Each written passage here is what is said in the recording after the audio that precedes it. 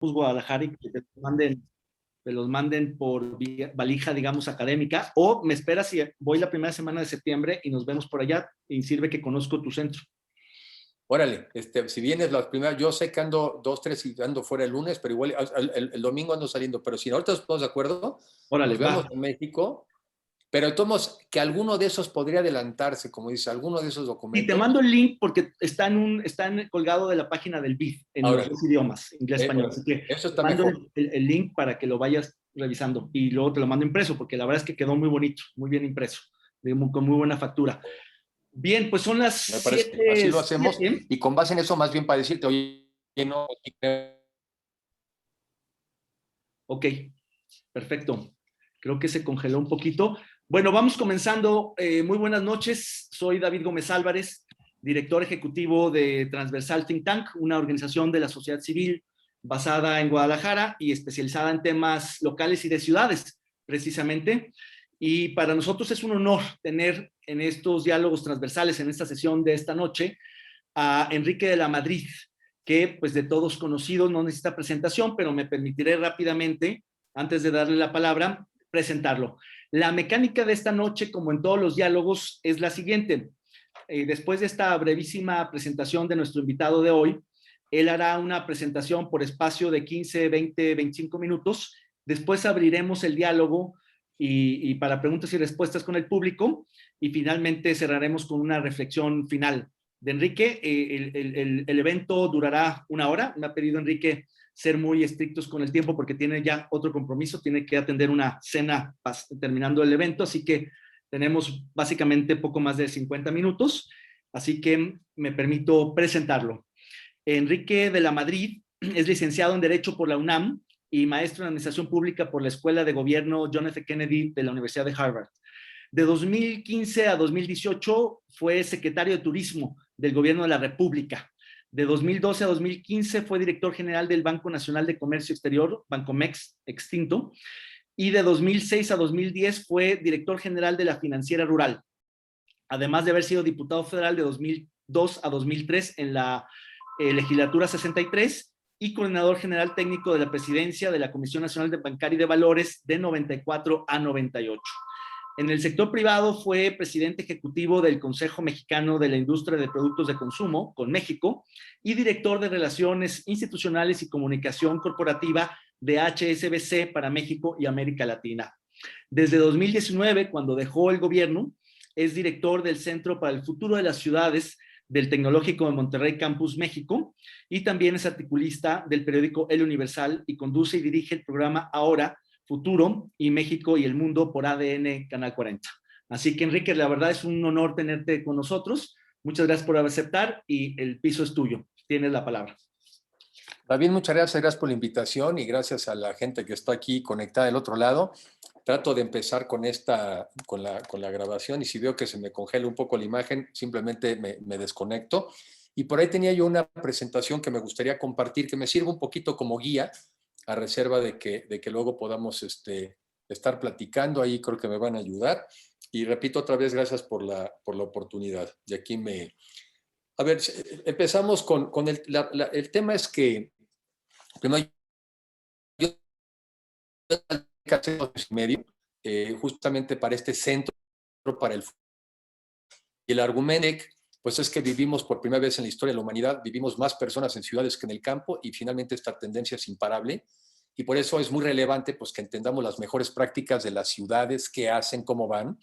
80% del PIB del mundo se produce en ciudades, pero también ahí se produce el 70% de los gases de efecto invernadero, seguramente el 70% de los problemas, y bueno, pues generan además una enorme concentración, pero lo importante es finalmente la tendencia es ir hacia las ciudades. Cuando me dieron a mí esta oportunidad, una de las cosas interesantes que hicieron, ¿qué vas a hacer? Vete a echarte una vueltecita por algunas otras ciudades y por algunos, que conozcas algunos think tanks. Y creo que eso fue muy interesante porque al final del día eso me permitió entender cuáles eran los temas que se estaban platicando allí, cuáles eran los temas que eran motivo, digamos, de la reflexión. Y, digamos, sería la siguiente lámina. Bueno, son los temas que todos sabemos. Me voy de abajo para arriba, ¿no? Este tema que también ha estado muy yo diría un poco de moda hablar de las smart cities y las ciudades inteligentes, y yo un poco voy a dar un poco mi opinión de qué pienso de eso, cómo las ciudades tienen que ser también cada vez más resilientes, más resistentes, cómo evidentemente los temas de la contaminación de agua, los desechos sólidos, cómo se deben de tratar esos temas. Los temas de financiamiento son también fundamentales porque al final del día todos estos son problemas, requieren recursos para enfrentarse y tienen o no las ciudades la manera de hacerle frente. Gobernanza es uno de los temas para mí, y justamente lo que estábamos hablando, David, que el documento del BID de ONU Habitat que estábamos platicando y que tú participaste, pues también es un tema fundamental, ¿no? ¿Cómo se gobiernan las ciudades? Y cómo desde mi punto de vista de lo que yo pude ahí ir descubriendo, pues es que justamente cómo se gobiernan es algo de lo que tenemos que ir cambiando. Formalmente uno diría, en el caso mexicano, bueno, pues las ciudades arrancan en un municipio. Bueno, sí, pero como escribimos los estados aquí, sí es la zona de la Ciudad de México, la de Monterrey, y que está integrada por varios municipios, pues cómo se gobierna eso. ¿Y a poco nada más se decide y se gobierna a partir de las autoridades? ¿Y los ciudadanos qué pensamos? ¿Y la academia qué piensa? ¿Y los empresarios qué piensan? ¿Y las organizaciones sociales o civiles? Es muy importante entonces el tema de gobernanza. Los temas de movilidad, evidentemente en ciudades que son cada vez más grandes, más pobladas, pues acaba habiendo problemas finalmente de movilidad. Vivienda, ¿no? ¿Tenemos vivienda? ¿No tenemos vivienda? Y me voy a ver, porque casi todas las de abajo de la número uno, que yo fui descubriendo o aprendiendo de la conversación con estos think tanks, pero casi nadie me dijo, y yo por eso la pongo arriba, y le bajo yo tantito si dejo de aparecer bien, además no tengo por qué estar ahí en la... Es que sí, pero ¿y la vocación de las ciudades? Así como las personas tenemos que identificar nuestra vocación, pues creo que también las ciudades tienen que identificar su vocación. Y no es que tengamos una, podemos tener varias, sobre todo si eres ciudad. Pero cómo haces consistente esa vocación con el tiempo y con la época, me parece que también es un tema muy relevante. Siguiente. Este tema de las ciudades, yo creo que no lo puede uno además, o no debiera uno de abordarlo en el vacío, porque pues ciudades ya hay mucho, hace mucho tiempo que pero ¿en qué contexto? Y la otra reflexión que yo continuamente hago es que vivimos en un cambio de época. No solamente en una época de muchísimos cambios, sino vivimos en un cambio de época. Y un cambio de época que en gran parte, siguiente, viene influenciado por la aparición del Internet. Así como, no sé, quizá otras épocas de la historia uno diría, pues, ¿qué fue? Pues fue la rueda, fue la máquina de vapor, fue la electricidad, no sé. Desde mi punto de vista, es la aparición del Internet, la invención del Internet y toda la economía que alrededor del Internet se está gestando. Y además, cómo eh, está creciendo a una velocidad exponencial. Y yo pongo muchas veces esta lámina, me gusta, porque además significa cómo las empresas modernas, las que están vinculadas a eso, los Amazon, los Microsoft, los Googles, cómo están teniendo un crecimiento exponencial en términos de valor de mercado, de crecimiento, y en cambio empresas tradicionales, como por ejemplo los Shells o los ExxonMobils, y como no solamente se mantienen estables, sino que algunas de ellas francamente van a la baja. Por ejemplo, ExxonMobil valía 330 mil millones de dólares hace 11 años. Y hoy estas son cifras, creo que a febrero, estas valen una tercera parte menos 10 años después. Y en cambio, no sé, un Amazon valía 53 mil millones de dólares y a febrero valía 1.800 miles de millones de dólares. Entonces, para mí también hablar de la vocación de las ciudades tiene que ver dentro del contexto de este cambio de época. Siguiente. Ya estábamos en eso, ya estábamos en este cambio de época, cuando además nos aparece la pandemia. Que la pandemia más bien lo que hizo es que vino a acelerar este proceso de digitalización en el que ya estábamos. Ya se hacía comercio electrónico, pues ahora hacemos mucho más. Ya existían estas ideas de que podríamos algunos trabajar a distancia, pues ahora ya lo hicimos y lo estamos haciendo en este momento. Es lo que estamos haciendo en este momento, tener una conversación que en el pasado hubiera implicado que nos hubiéramos reunido físicamente. Ya había también estos inicios de la educación a distancia, pues ahora es la que estamos haciendo, o los que están haciendo, los que siguen educándose. Y la gran tragedia del mundo y de este país es, ¿y el que no tiene acceso a Internet qué? ¿A ese qué? Bueno, pues ya sabemos que ha habido más de 5 millones de personas que se han desertado de la escuela y las enormes implicaciones que eso va a tener. Y luego tienes temas como la telemedicina, ¿no? La salud digital, que también ya cambió, porque ahora también a través de estos celulares y a través de nuestros relojitos y de las bandas, pues vamos a poder monitorear nuestra salud. Pero bueno, de eso platico un poquito más adelante. Entonces, déjenme hacer algunas reflexiones. Quizá, no siendo yo un urbanista, más bien siendo pues una persona de formación de derecho, de finanzas, de economía, de políticas públicas, no voy a hablar desde las ciudades desde un punto de vista quizá de un urbanista, voy a hablar de estas tendencias que están pasando y de cómo esto está y va a ir afectando nuestras ciudades. Uno pues es esto que platicaba yo, el del trabajo y la educación a distancia. O sea, ha sido verdaderamente impresionante la manera como algunos hemos podido seguir trabajando o incluso más, precisamente porque hemos tenido el acceso al Internet. Y por otro lado, pues lamentablemente a un año y medio de distancia, pues ya vimos que esta pandemia no se va, no se va a ir rápido, ni se va a ir, ya no se fue de la noche a la mañana.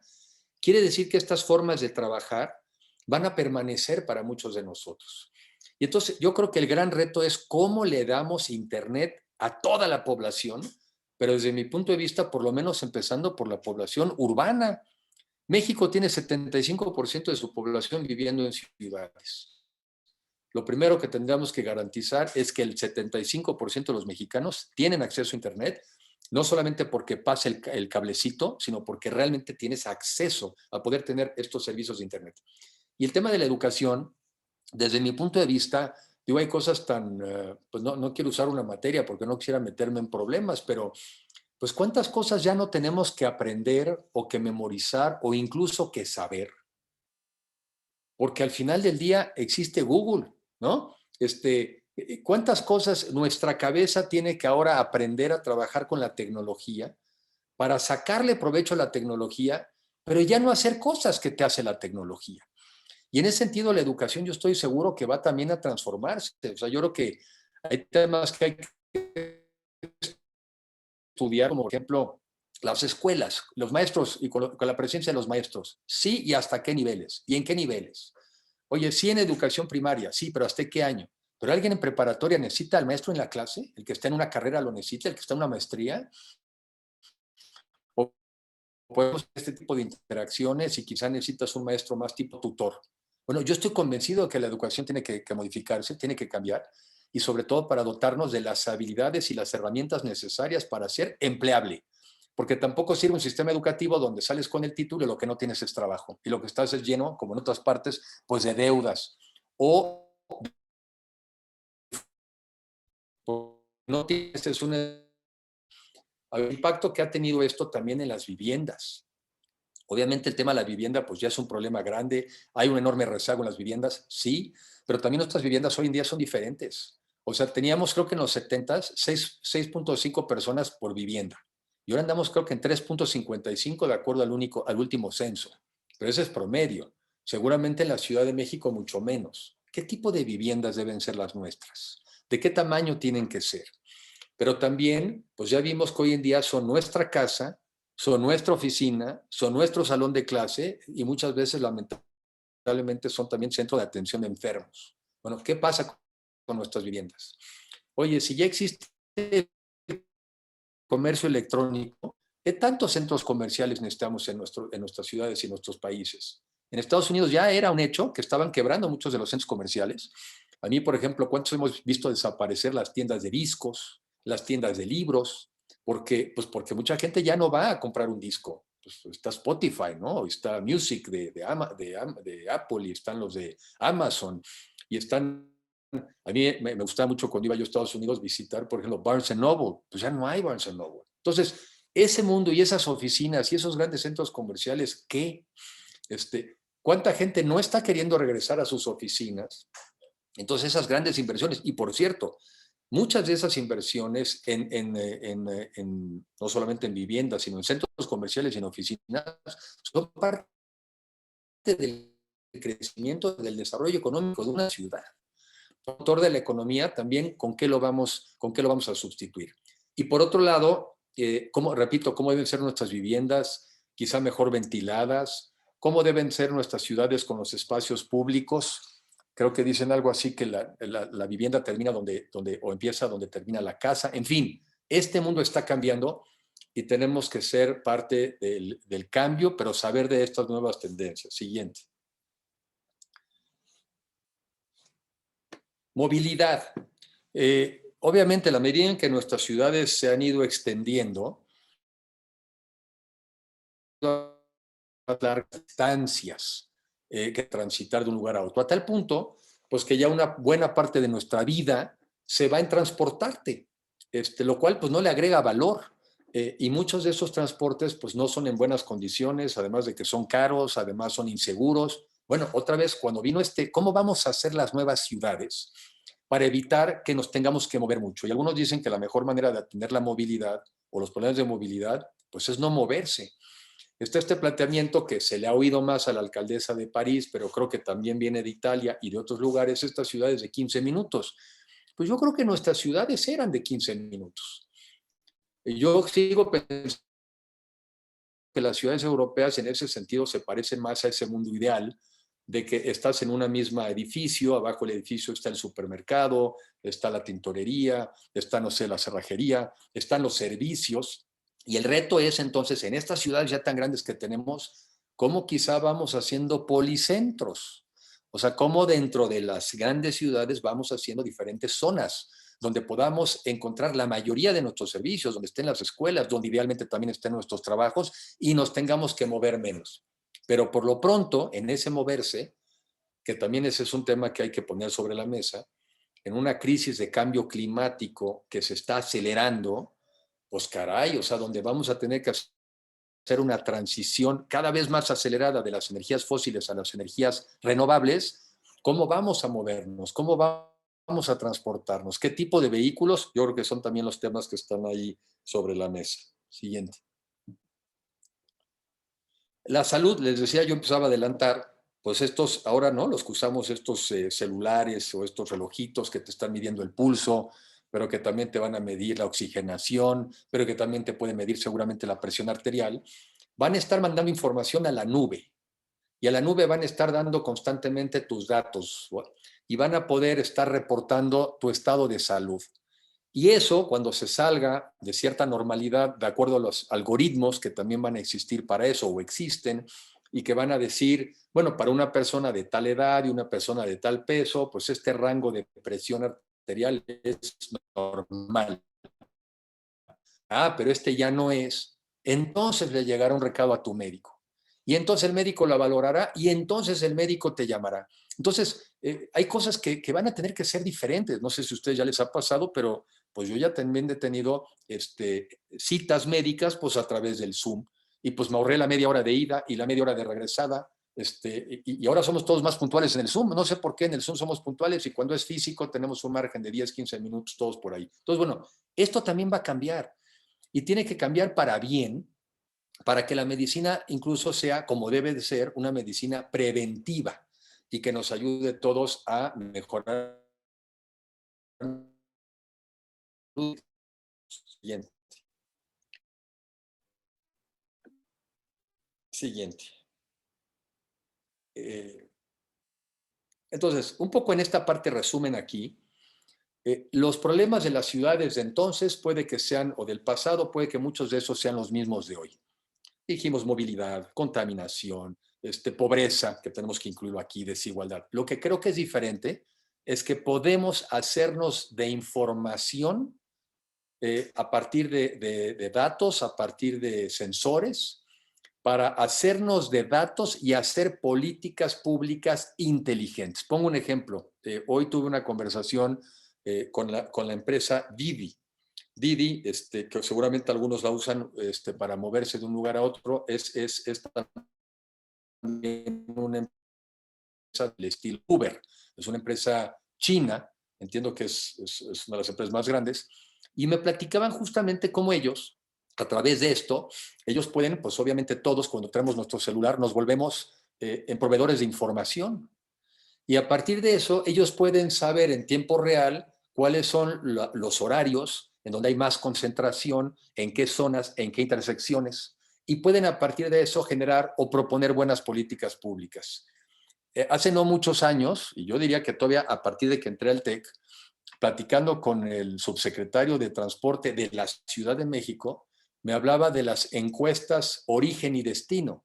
O sea, se hacían o se hacen encuestas. Y bueno, ya no hay necesidad de hacer encuestas, porque Waze hace encuesta en tiempo real. O sea, esta información que proveemos los ciudadanos cuando nos movemos, cuando compramos, cuando trabajamos, esa información bien utilizada para generar mejores políticas públicas, para proveer mejores servicios a los ciudadanos, eso es lo que para mí es un smart city, una ciudad inteligente. No simplemente aquella ciudad que por tener muchos sensores y tener muchas computadoras, pues como que está moderna, como que está al día. No, de lo que se trata es de decisiones inteligentes. Siguiente. El caso de Santander, que lo visitamos cuando estuvimos ahí en España, cómo están utilizando, por ejemplo, esa información para, en lugar de simplemente recoger la basura los martes y los jueves, que quizá hay martes que está vacía y jueves que ya está muy lleno, pues el reto es que con la información del contenedor tú vas y la recoges pues cuando está a punto de desbordarse, y de esa manera haces un uso mucho más inteligente de tus camiones y no andan por ahí contaminando alrededor de la ciudad. Siguiente. O por ejemplo en Singapur, también para tratar pues, de evitar el tráfico en las áreas sobre todo centrales, tienen también, así como aquí tenemos en los segundos pisos en la Ciudad de México, unos tags, ¿no?, que se están midiendo cuando pasa por ahí el coche. Bueno, pues cuando ya un área está muy llena, pues simplemente sube la tarifa por donde te vas a transportar, y esa es una manera de contener o de regular el tráfico. Entonces, simplemente digo, son ejemplos de cómo, utilizando la información que proveemos todos nosotros, podemos tomar decisiones más inteligentes. Siguiente. Ahora, déjenme, aquí ya corro un poco más, porque está esto un poco también pensado nada más en dejar 2 o 3 reflexiones. A ver, son las ciudades y ahí es donde vivimos. Pero como país, simplemente recordar que tenemos un problema muy serio, que es que cada año se incorporan a la fuerza laboral alrededor de 1 millón de mexicanos que están buscando empleo. Y en nuestro caso, el reto que tenemos como país no solamente es generar ese 1 millón de empleos, que no los hemos generado nunca en la historia, pero que cuando menos ya andábamos generando entre el 16, 18, andábamos generando cerca de 700,000 anuales. Y además, ¿cómo le hacemos frente a los rezagos de los desempleados y al tema de la pobreza? Siguiente. Aquí, por ejemplo, tenemos los datos recientes, tanto del INEGI como de Coneval, pues que ya nos empiezan a dar resultados de esta pandemia, y desde mi punto de vista personal, son los resultados de la pandemia, pero también de la política frente a la pandemia. Entonces tienes una caída del ingreso laboral de un 10% promedio, ¿no? Pero también tienes, por ejemplo, un aumento en el gasto de salud del 41% promedio en las familias mexicanas, lo cual es una tragedia, porque justamente todos sabemos que una de las formas para quebrar, pues es que se te enferme un familiar y que no tengas un seguro, ni un seguro privado, ni un seguro, digamos, público. Siguiente. Y con esos datos nos dieron los datos más recientes de la estimación de la pobreza en México. También es una tragedia, porque si lo vemos primero como personas, pues son cerca de 4 millones más de mexicanos que eran de las clases medias. Según yo siguen siendo, porque no solamente ser de clase media no te lo determina solamente el ingreso, pero en fin, mexicanos de clases medias que se han empobrecido. Y hemos alcanzado así 55 millones de mexicanos en pobreza. Pero lo trágico es que si lo vemos además en términos porcentuales, una pobreza que había bajado del 44% de la población al 42% en 10 años, en términos porcentuales, hemos perdido 10 años de combate a la pobreza. 10. Pero bueno, más que el porcentaje, la tragedia de las personas. Y la otra cosa que es una tragedia es que cerca de 16 millones de personas sin acceso a la salud, porque con la desaparición del Seguro Popular y pues la no aparición de la herramienta sustituta, dato del Coneval, 16 millones de mexicanos ahora declaran tener esa carencia. Yo creo que aquí me voy a quedar para que tengamos una presentación, pero déjenme concluir con algunas observaciones generales. Lo primero es, bueno, vivimos en ciudades, la tendencia en el mundo es a vivir en las ciudades, y por eso lo relevante es cómo tienen que ser nuestras ciudades, cómo tenemos que construir nuestras ciudades. Creo yo, por otro lado, y eso podemos abundar más en la conversación, sí tenemos en México suficientes bocas que nuestras ciudades puedan ser exitosas en esta economía del conocimiento. Y por eso tenemos que analizar cuáles son las diferentes vocaciones de nuestras ciudades y sobre esas trabajar. Trabajar para que en esas áreas seamos competitivos, seamos productivos, pero sobre todo que también seamos incluyentes. Y que el crecimiento y la riqueza que se esté generando en las ciudades, en estas áreas donde tenemos fortalezas, se distribuyan de una manera mucho mejor. Si no lo hacemos así, difícilmente vamos a poder no solamente resolver los problemas puntuales de las ciudades, sino que uno de los problemas más graves del país, que es la polarización. Generar riqueza, generar empleo, generar bienestar y distribuirlo mejor, pues entonces es muy difícil que podamos tener una visión optimista. Sin embargo, yo creo que sí se puede. Y aquí, bueno, la conversación a la que hoy nos comprometimos es hablar de esto, del tema de las ciudades, pero en otra ocasión también platicamos o podemos platicar, o en la parte de reflexiones, de cuáles son esas acciones que tenemos que emprender como mexicanos, pues para salir de esta situación tan preocupante en la que nos encontramos, ya sea que estemos en ciudades o estemos que sí hay forma, sí tenemos como país, sí tenemos fortalezas, sí tenemos logros y sí tenemos condiciones también en el contexto internacional bien aprovechadas para construir un mejor país, entre otras cosas, a partir de nuestras ciudades. O sea, yo estoy cada vez más convencido de que el mundo es cada vez más local y un mejor país será la suma también de mejores ciudades y de mejores estados. Yo creo que hasta ahí yo dejo mi intervención, David, para poder conversar y otra vez muchas gracias por la oportunidad. Al contrario, Enrique, muchas gracias por tu intervención. Vamos a abrir el piso. Me han aquí preguntado por WhatsApp un par de cuestiones a las cuales me gustaría añadir, digamos, un par de preguntas. Tratando de abordar la discusión, Enrique, de las ciudades desde tres perspectivas distintas, la fiscal, la política y la institucional o gubernamental, me gustaría preguntarte primero, en el plano fiscal, se suele discutir mucho, digamos, el tema de las ciudades como los motores de la economía, como los implementadores del gasto público, etcétera, etcétera, pero no como los cobradores de impuestos, no como los corresponsables de la política tributaria. Y en este país, si un ámbito de gobierno, o mejor dicho, un orden de gobierno, está rezagado en cuanto a la tributación, es el municipal, el local, respecto del impuesto predial, que es el principal ingreso de los municipios de este país y particularmente de los municipios urbanos. Es decir, las ciudades compuestas por gobiernos locales están enormemente subsidiadas por las transferencias, las aportaciones, las participaciones del gobierno federal y de los estados, y hacen muy poco para, digamos, tener autonomía o suficiencia fiscal. La segunda cuestión tiene que ver con el diseño o la institucionalidad gubernamental.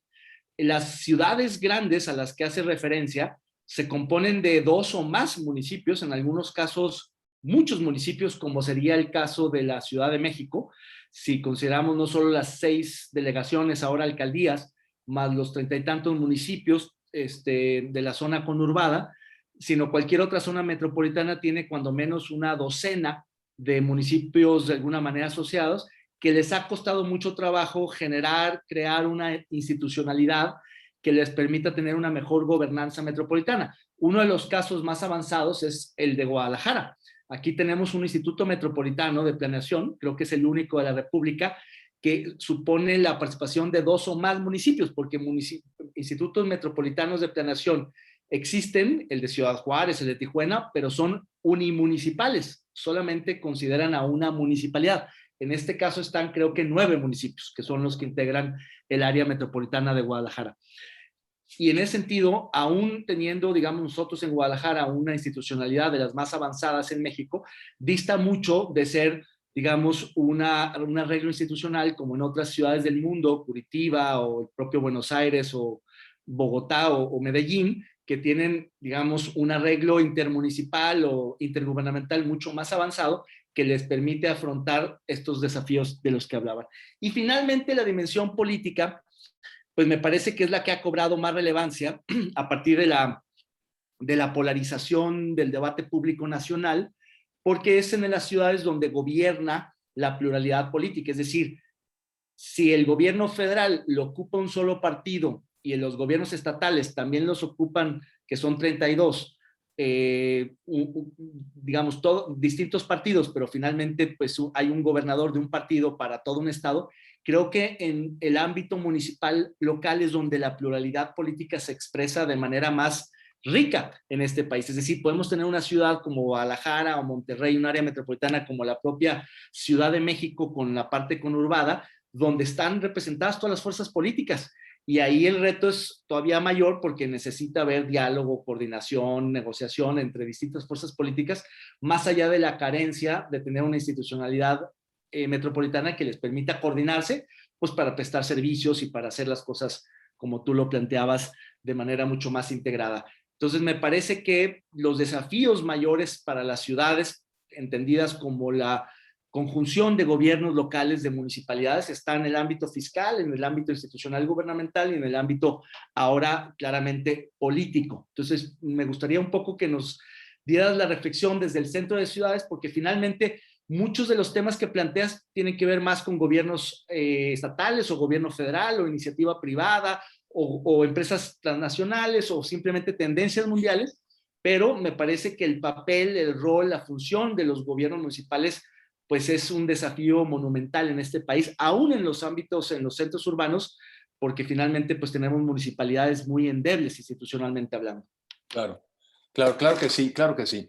A ver, primero siempre hago yo un poco una reflexión, también hago así una reflexión mundial, porque a veces creo que hay que ubicarnos, pues, ¿qué somos y quiénes somos? O sea, el PIB de México es más o menos el 1.5 de PIB. Como que define a México a partir de México, que formamos parte de un mundo, me parece de entrada una omisión. Las oportunidades de México también están en la medida en que participa más en el mundo. Y las ciudades en el mundo compiten entre ciudades. Yo creo que muchas veces la competencia ya no está entre a qué país te vas. Nadie se va a un país. Te vas a una ciudad en un país. No existe eso del país. O sea, como yo digo en México, a ver, ¿quién vive en la federación? Pues ya ni nosotros en la Ciudad de México. No existe la federación. Ya también aquí vivimos en una entidad federativa. Entonces, creo que esa es una primera concepción, es que la gente vivimos en ciudades. Conmigo te la pelas si te pasas de mamón, la huevo camarada, pura rima de millón. Nos damos un tope en todo. Más cabrón, tú quieres rabia, yo tengo rabia, la gente lo sabía. Pura labia, tú quieres rabia, yo tengo rabia, no sabía que tú tiras pura labia. Mira, está interesante, eso es nuevo. Hackean y meten este tipo de cosas para meter ruido. Muy común ya en los Zooms. El link que está abierto y pues se te cuela. Ok, entonces, vivimos en el mundo, nadie vive en la federación, vivimos en ciudades. Y por eso yo empiezo con el tema también de la vocación. Yo creo que una de las primeras preocupaciones de cada uno de nosotros es ¿de qué vamos a vivir? ¿Dónde vamos a trabajar? Pues depende de la vocación de las ciudades donde vivimos. Por ejemplo, no sé, nuestras ciudades pueden hacer, es una ciudad turística, es una ciudad de manufactura, es una ciudad de software, es una ciudad de servicios médicos, ¿de qué? Entonces también la segunda reflexión es la vocación. Y ahí a donde voy es que yo creo que la gobernanza de una ciudad también tiene que empezar por platicar de eso.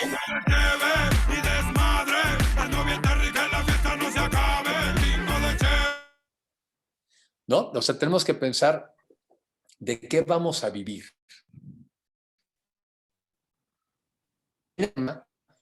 Los problemas que tenemos en las ciudades requieren recursos, y que es un poco hacia donde tú vas, David. Requiere de recursos. Y efectivamente uno de los impuestos más tradicionales de las ciudades pues es el impuesto predial. Y en ese se sabe que hemos sido particularmente poco profesionales, cobramos muy poco impuesto predial. También los estados pueden cobrar impuestos sobre las ventas. O sea, ese tema, yo recuerdo cuando yo fui diputado, ahí en el 2000, también se analizaron el darle facultades a los estados para también poner impuestos un poco a la americana, tipo el sales tax. Y la otra, creo que también, uno de los temas fundamentales es que debemos revisar el tema de la coordinación fiscal, porque cuando dice uno que están subsidiadas las ciudades por la federación, pues ¿de dónde viene el dinero de la federación si no viene finalmente de las ciudades? Entonces, lo fiscal sin duda es clave. Lo otro que tú comentaste, el primer tema, bueno, fue el tema fiscal. Lo otro, rápido. A ver, sí tenemos una mentalidad de que el municipio es la célula básica del gobierno y de la organización política del país. Está bien, pero si te tocó estar en una metrópoli y en esa metrópoli está integrada por 4 o 5 municipios, te tienes que poner de acuerdo. O sea, no vale el argumento de que yo soy autónomo y porque al ciudadano le es poco relevante si vive en un municipio o en el de enfrente. Y los problemas son los mismos, hay temas de seguridad, hay temas de empleo, hay temas de movilidad, hay temas de contaminación, hay temas de tráfico. Entonces creo, y en eso creo que Guadalajara es algo que estamos tomando como referente, independientemente de sus áreas de oportunidad, que tenemos que hacernos a la idea de que si vivimos en ciudades y esas ciudades incluyen municipios, tenemos que encontrar una gobernanza que le haga sentido a la ciudadanía y se tienen que poner de acuerdo. En ese sentido estamos avanzando con Monterrey, y tomando como referente en gran parte la experiencia de Guadalajara, eso es muy positivo, y con la nueva entrada del gobernador y con los nuevos alcaldes, Claro. por meros pronunciamientos, es que quieren encontrar esos mecanismos de coordinación. Esa es una gran noticia. Y en ese sentido, encontrar a mi juicio también estas instancias de planeación técnicas que al final del día sirvan como elementos para después tomar las decisiones políticas. Entonces, y nomás una observación, la gobernanza, a mi juicio, es sí municipios, sí Estado, pero también empresarios, academia y sociedad civil. Todos ellos dialogando y conversando sobre hacia dónde debe de ir nuestra ciudad. Para que cuando llega un alcalde, no es que la vuelva a inventar. Al alcalde le toca llegar a ejecutar lo que varios planeamos, incluyéndolos a ellos. Pero entonces esa es una parte muy importante. Y luego la dimensión política. A ver, yo creo que este es un país muy grande, muy diverso y muy plural. Y tenemos que aprender a vivir con la pluralidad. En el pasado, todavía había esta idea de la gobernanza en el sentido de, bueno, es que no se puede gobernar si no se tienen mayorías. Entonces, hasta inventamos estas mayorías artificialmente en el Congreso, según yo, o sea, a través de estas fórmulas de sobrerepresentación. Tú puedes hoy en día en México ganar el 42% de la Cámara de Diputados y con el 8% de sobrerepresentación tener la mayoría. Porque era muy importante tener la gobernanza. Yo creo que hoy no. Es importante tener contratos para que nadie imponga su. Y es importante en la pluralidad buscar áreas donde tenemos consenso. Yo creo que las mayorías, aun cuando las hubiera absolutas, tienen la obligación de buscar el consenso. Ese yo creo que es el país en el que tenemos. Somos muy plurales, somos muy diferentes, tenemos puntos de vista diferentes. No debemos de tratar de ver quién tiene la mayoría para imponer su verdad.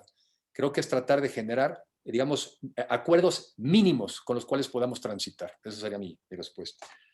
Muy bien, aquí el profesor Alfredo Ceja de la Universidad Panamericana pregunta que en particular cómo detonar el desarrollo de las ciudades medias, no necesariamente de las grandes urbes ni de las ciudades pequeñas, sino de las ciudades medias como parte del mayor potencial que tiene este país. La perdí un poquito, David, ¿me puedes repetir? Se perdió un poco la señal. ¿Cuál sería tu recomendación para potenciar el desarrollo de las ciudades medias de México? Creo que el principio es el mismo. Cuando yo estuve en la Financiera Rural, que es una entidad que presta dinero al campo, yo un poco ahí aprendí que muchas veces son los campesinos los que producen lo que saben producir, porque así lo produjeron sus papás y sus abuelos, y después dicen, ahora que lo produje, ahora ¿cómo lo vendo? Y entonces el problema se volvía la comercialización. Y mi reflexión fue, no, es que el reto es, ¿qué de ¿Qué de lo que necesita México yo vendo? Y así son las ciudades también. ¿Qué de lo que necesita mi país nosotros podemos hacer desde tal o cual ciudad, desde Uruapan? ¿Qué de lo que necesita el mundo lo puedo hacer yo? Y ahí es donde entonces analizas tus vocaciones. Pero para hacer la misma recomendación que yo le haría a una ciudad grande, es muy importante generar su instancia de gobernanza, es muy importante generar este instituto de planeación también de su ciudad, y es muy importante estar pensando en la visión de a dónde vamos, reconociendo que hoy en día es más difícil planear. Hoy en día cambia tanto que quizá de lo más que vamos a hacer es cambiar los planes. Pero como dicen en estas frases muy trilladas, ¿no? Quien no tiene rumbo, ningún viento sabe aprovechar. Por lo menos hay que tratar de marcar un rumbo con base en las condiciones, y eso le aplica igual a las grandes metrópolis que a las ciudades medianas. Muy bien. Oye, Enrique, me pregunta aquí un colega qué es lo que hacen en el centro de ciudades del TEC, cómo colaboran con los gobiernos o las distintas agencias de desarrollo urbano del país. Bueno, ahorita básicamente lo que comúnmente la chamba es una mitad de nuestro trabajo es difundir conocimiento. Estar tratando de absorber conocimiento, qué pasa en México, qué pasa en otras partes del mundo y darlo a conocer, difundirlo. Para eso tenemos nuestra página del TEC, o sea, Centro para el Futuro de las Ciudades.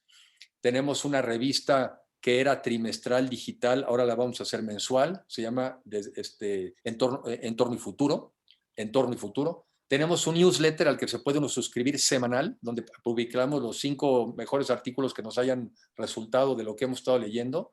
Y tenemos un webinar quincenal sobre los temas de las ciudades, donde encantados podríamos organizar algo juntos. Y la otra mitad es que estamos tratando de ir a temas precisamente de consultoría. Uruapan, que ellos hicieron, ya tenían su plan y su visión estratégica, creo que al 2040 o 2044, nos pidieron si nosotros les ayudábamos por lo menos a difundir esa visión y acompañarlos en el lanzamiento del programa. En Monterrey concretamente, repito, con la llegada ahora del nuevo gobernador y de los alcaldes que se reeligieron, pero algunos son nuevos, trae el TEC el mandato de contribuir a construir esta nueva gobernanza. Y ahí nosotros como Centro para el Futuro de las Ciudades, ahí nos vamos a clavar porque yo creo que si nosotros logramos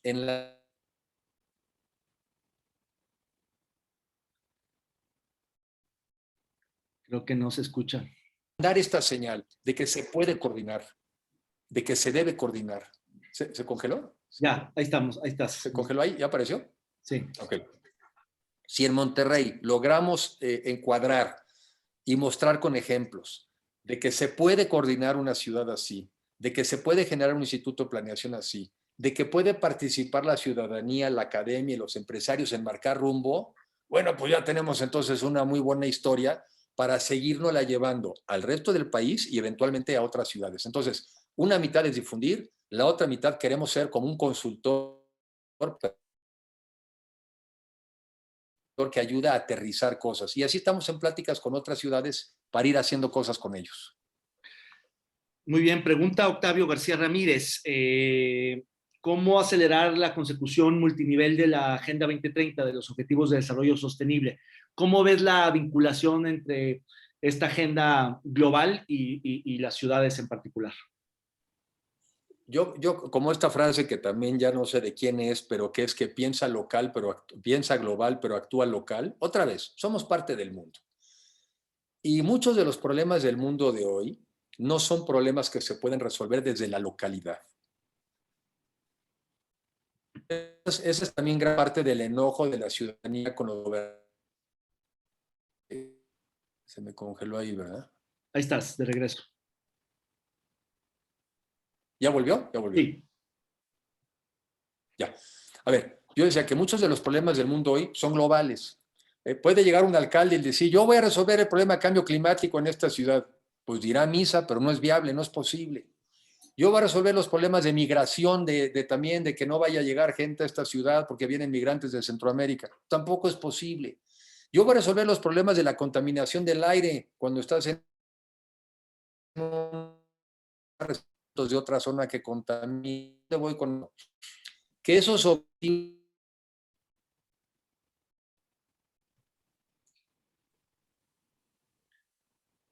Caray, creo que lo perdimos, Enrique. Sí, otra vez.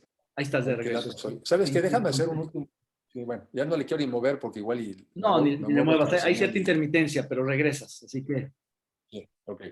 A ver, esos objetivos globales, respondiendo a tu pregunta, aplican perfectamente y dónde se aterrizan en las ciudades. Entonces, esos objetivos nosotros los compartimos, hay unos muy específicos de ciudades, pero ¿cuál no nos aplicaría? ¿Hambre cero? ¿No? Eliminar la pobreza, los tratos también concretamente de las ciudades, el desarrollo, la prosperidad, ¿cuál no le aplica a las ciudades? Entonces, esos objetivos de desarrollo me parece que son una muy buena brújula de hacia dónde debemos de ir y el aterrizaje dónde se hace en las ciudades. Claro, y por último, una pregunta final, Enrique. ¿Cómo incentivar y propiciar la participación ciudadana en el espacio de las ciudades? ¿Cómo lograr un mayor involucramiento de los ciudadanos en los temas urbanos?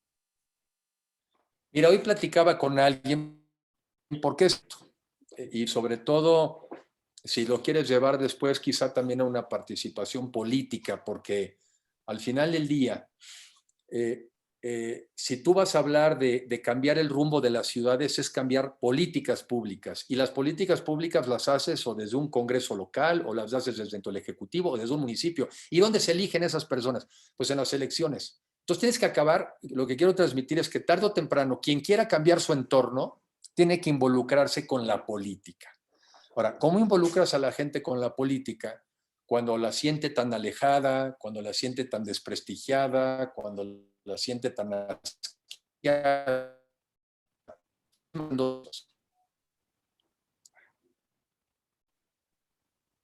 Yo veo... Ok, entonces, se me ocurren a mí dos cosas. Marco, ¿tú sí me oyes? Marco, es que a veces el que se congela es David. Ok, a ver, se me ocurren dos cosas. Una, hablemos de nuestros problemas y de nuestras posibles alternativas de solución en foros, en reuniones, focalicémonos en nuestros problemas, pero también focalicémonos a conversar sobre nuestras oportunidades. O sea, no dejemos que nada más veamos que nos distraiga la parte de la... ¿Por qué no tomamos la parte de la política que nos acerca?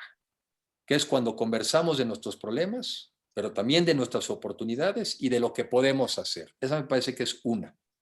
Entonces, pues empezamos a hablar entre nosotros y vamos viendo que tenemos muchas cosas en común, ¿no? Y estamos haciendo en ese sentido política. Y la segunda me parece que es involucrarse en temas sociales de las áreas más rezagadas de nuestras comunidades. Porque otra vez, estamos en un México tan de tantos contrastes que no salimos todos si no ayudamos a que salgan los que se nos han quedado atrás. Y si tú te involucras en esas personas que se nos van quedando atrás, no hay manera de que no nos sensibilicemos. No hay manera que no nos demos cuenta de que somos parte de una misma sociedad, de un mismo país, y donde algunos simplemente hemos tenido, no solamente hemos puesto esfuerzo, que estoy seguro que otros también, sino que hemos tenido un desarrollarnos. Entonces, creo que hablando de nuestros problemas e involucrándonos en los problemas de la sociedad desde una parte social, vamos a lograr como mexicanos enfrentar lo que tenemos y buscar mejores perspectivas hacia adelante. Pero tenemos que involucrarnos en el entendimiento de los problemas y en el aterrizaje en alguna parte social también. Para cerrar, Enrique, una última pregunta un poco con jiribilla. Dijiste hace poco a la prensa que te interesaría ser parte del aglutinamiento de la oposición en el país, que te gustaría tener una participación política de cara a la siguiente elección. ¿Dónde te ves en el 24? ¿Qué te gustaría estar haciendo desde el centro, fuera del centro, en la vida partidista, en la vida pública? Bueno, primero yo soy un convencido de que hay quizá una mitad de mexicanos, igual y cada vez será menos que la mitad, pero pues una mitad, que tiene una visión o que comparte la visión del gobierno actual, ¿no? Y cree que ese es el camino y le tiene esperanza ese camino. Pero vemos por lo menos otra mitad que pensamos que no, que lejos de irse resolviendo los problemas se están acentuando, se están agudizando, entre otras cosas porque el diagnóstico y la medicina está equivocada.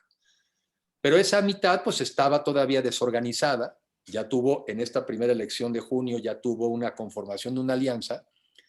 Esa alianza hay que consolidarla y a esa alianza hay que darle ahora narrativa, hay que darle una visión que permita que los mexicanos tengamos alternativas, que podamos escoger. Entonces yo me veo del lado de una mitad que quiere generar alternativas para las dos mitades, ¿sí? O sea, una mitad que sea capaz de generar un discurso, una narrativa, una propuesta viable, incluyente, que no solamente satisfaga una mitad, sino que sea atractiva para una mayoría de mexicanos. Ahí me veo.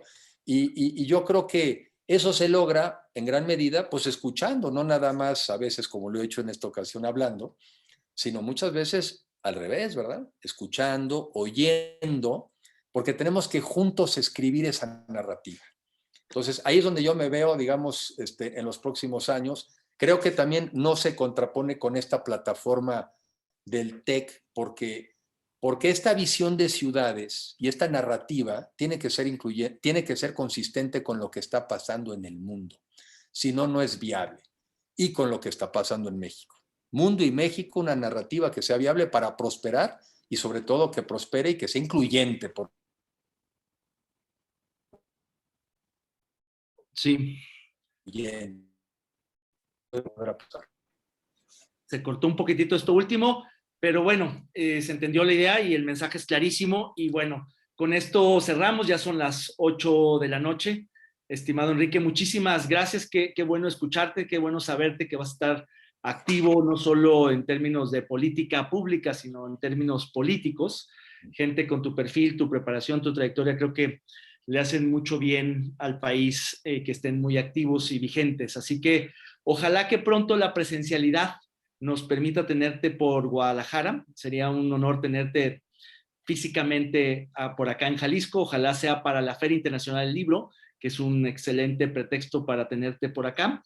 Y bueno, a nombre de Transversal Think Tank, quiero agradecer esta noche a todos los que participaron, particularmente obviamente a nuestro anfitrión y a Alfonso, su particular, que nos ayudó mucho a organizar este evento. Y de verdad, darte las gracias, Enrique, por tu tiempo, por tus ideas, por tu compromiso, y estamos en contacto. Hasta muy David, pronto. Gracias. Buenas noches. Gracias a ti, gracias a la gente que se sumó. Disculpa por el tema de la red, pero luego nos falla así. Y con mucho gusto, cuando esté yo por allá o vaya a ir ahí, les aviso antes para podernos ver físicamente.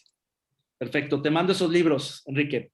Muchas gracias y un abrazo. Órale, gracias, David. Muchas gracias. Buenas noches a todos.